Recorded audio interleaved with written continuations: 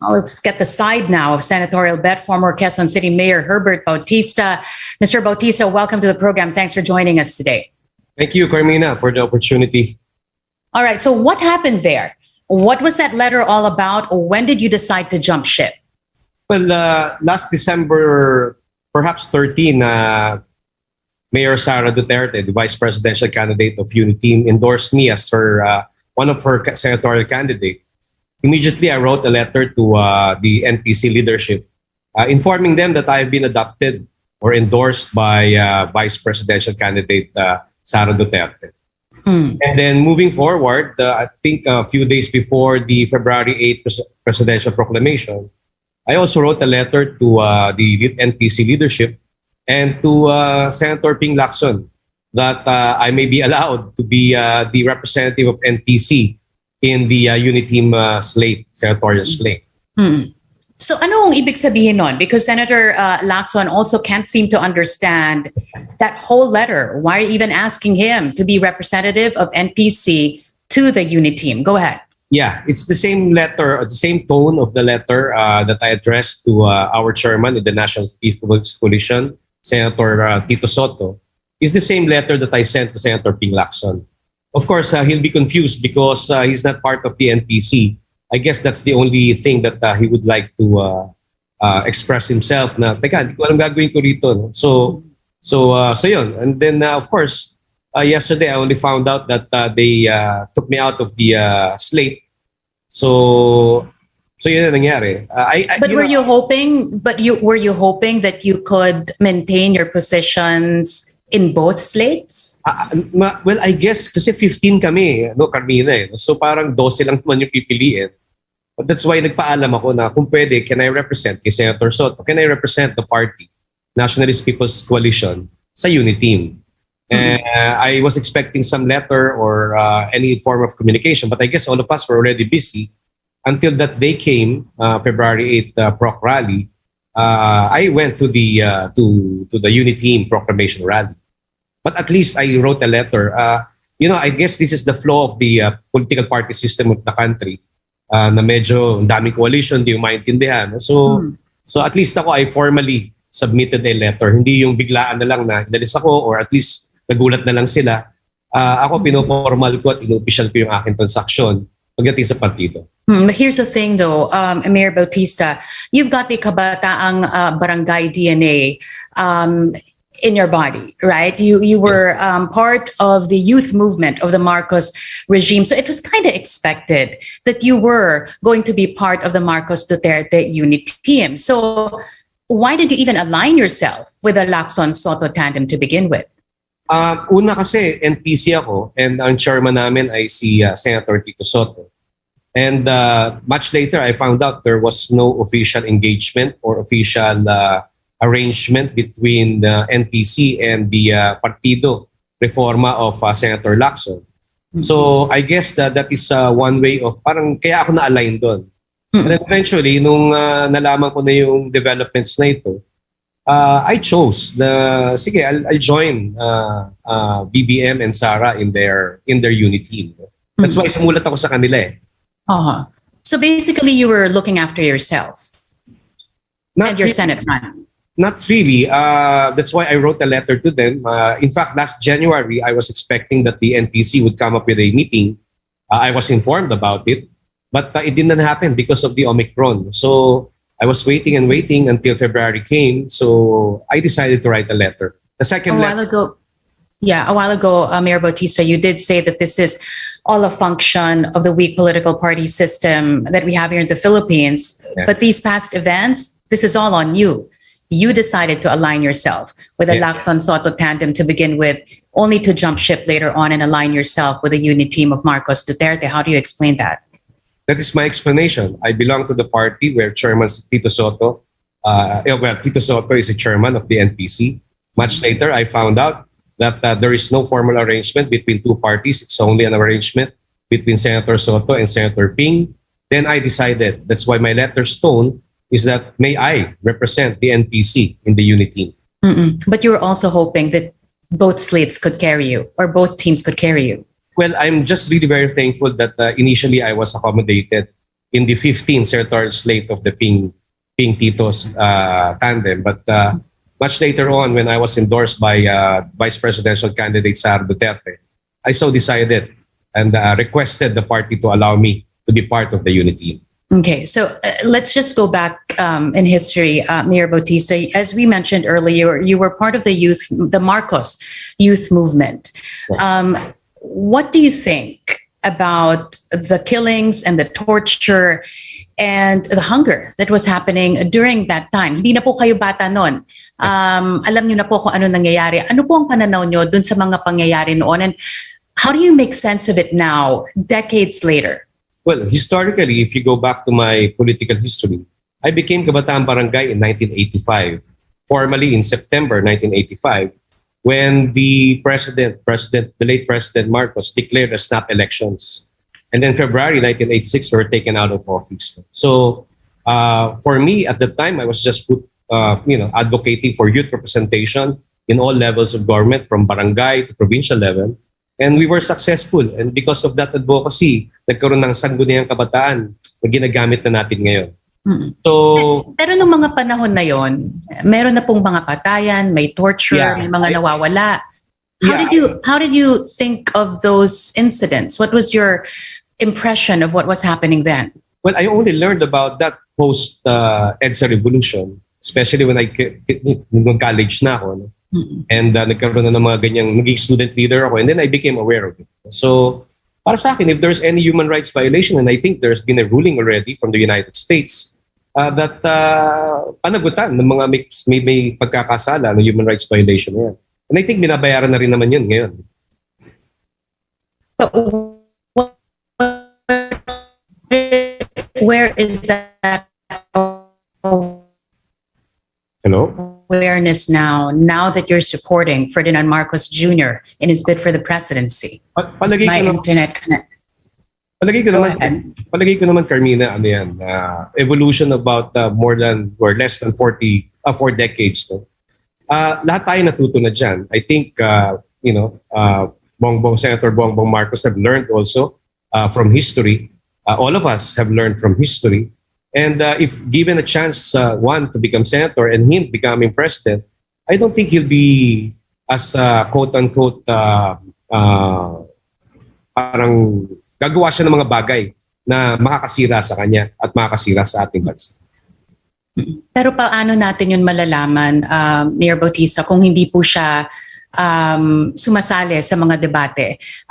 His spokesperson, Attorney Vic Rodriguez, has already said that he will not take part in any of the debates that would only, according to them, pit the candidates against each other. What do you think about that? That the candidate that you're supporting is not going to submit himself to the debates? I think, Carmina, that is the option of the presidential candidate, or any candidate for that matter. Of course, all of us would like to know and find out his determination, his principles, his programs. But he has another venue, some social media venue that particular platform he is using. So if there's anything that we would like to find out, that's the only way that we'll be able to find out kung ano talaga yung kanyang mga prinsipyo.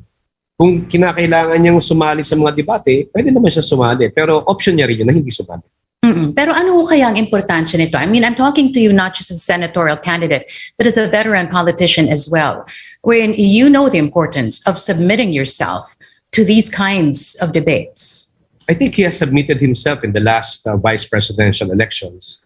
Pero pagka-presidente na po ang pinag-uusapan natin dito. Yeah, I agree. But I think he feels that the same questions will prop up kapag dumating ulit yung presidential debate. So if it's only about platforms and where to bring the Philippines after the pandemic, I think he will respond accordingly. But going back to history, I guess he has answered that already so many times, several times in the past. But what about the platform? We've heard his speech. You were there. It was a platform.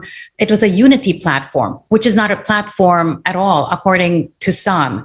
So what do you say to that criticism? That unity, that's not a platform of governance. I guess that's the anchor of his platform, pagkakaisa.